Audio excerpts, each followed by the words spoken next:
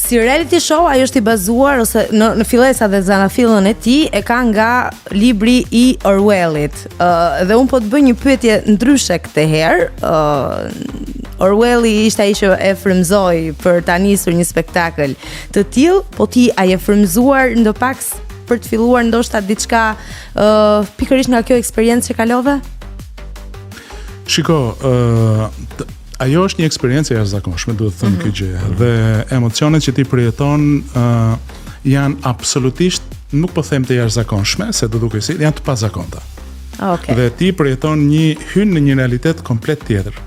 Dhe sigurisht që ky realitet dhe njerëzit që zakonisht krijojnë gjërat e tyre kur hyjnë në realitete ose kur përjetojnë realitete të pazakonta. Qoftë kur bien dashuri, qoftë kur dalin nga dashuria, qoftë kur përjetojnë vetmi apo etj etj. Dhe sigurisht që ajo ka ngacmuar, le të themi, në një kuptim edhe rrënjët e kreativitetit tim. Sigurisht që mund dhe janë dy projekte që mund të realizojmë, por në fund të ditës nga gjithë këto vite eksperiencë kam kuptuar që gjërat e mira duan para dhe nuk mund të hysh një gjëje pa qenë I sigurt që ajo gjë do dalë një produkt I mirë. Dhe që të dalë një produkt I mirë sigurisht që duhet të kesh shok të mirë me para në fund ditës.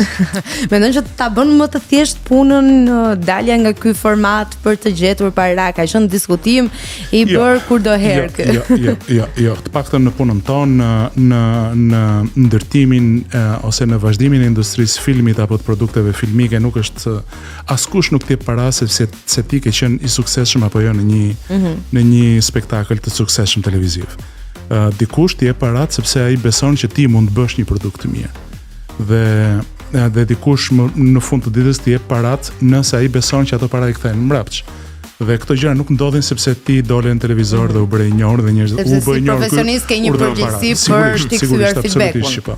Të paktën në punën tonë, ndërsa për sa I përket të paktën në punën tonë që është një punë në grup, ndërsa për ato që janë këngëtar apo që kanë një punë që janë ato vetë që performojnë dhe prej asaj marrin sigurisht që ai spektakël është një trampolin shumë e rëndësishme për çdo që mund të di ta përdori siç duhet. Në fakt ju të dy po bisedoni, unë nuk e kam mendjen fare dhe nuk po ju dëgjoj dhe po mendoj diçka tjetër për të pyetur Olsin. Duke qenë se Faleminderit që na e the që nuk na ke dëgjuar deri tani. Po dëgjoja fare. Na zbulo ato perdën tënde. Duke qenë se duke të dëgjuar sa I takon përshkrimit që po I bëje vetes, mendoj që deri diku kemi ngjashmëri, pra edhe temperamenti im është pak a shumë I ngjashëm me tëndin që preferoj ta ndërtoj një strategji se sa ta performoj atë. Nëse për shembull mua duhet më vinte ftesa për të futur në atë reality show apo në një reality show të ngjashëm, në një format tjetër, po të ngjashëm, cila ishte këshilla që do më thoje. Dhe e kam shumë të sinqert se dua ta kuptoj si futesh aty dhe si fiton, çfarë strategji e ka. Çfarë bëhet tani për të fituar mbase do duhet. Aty të paktën këshilla ime është që duhet të kuptosh tek vetja nëse ti e ka përcen dot vetveten apo jo. Nëse ti mund ta ka përcesh vetveten në situata të caktuara, sigurisht që ti je një prej personazheve që mund të shkëlqesh në një formë në atë spektakël.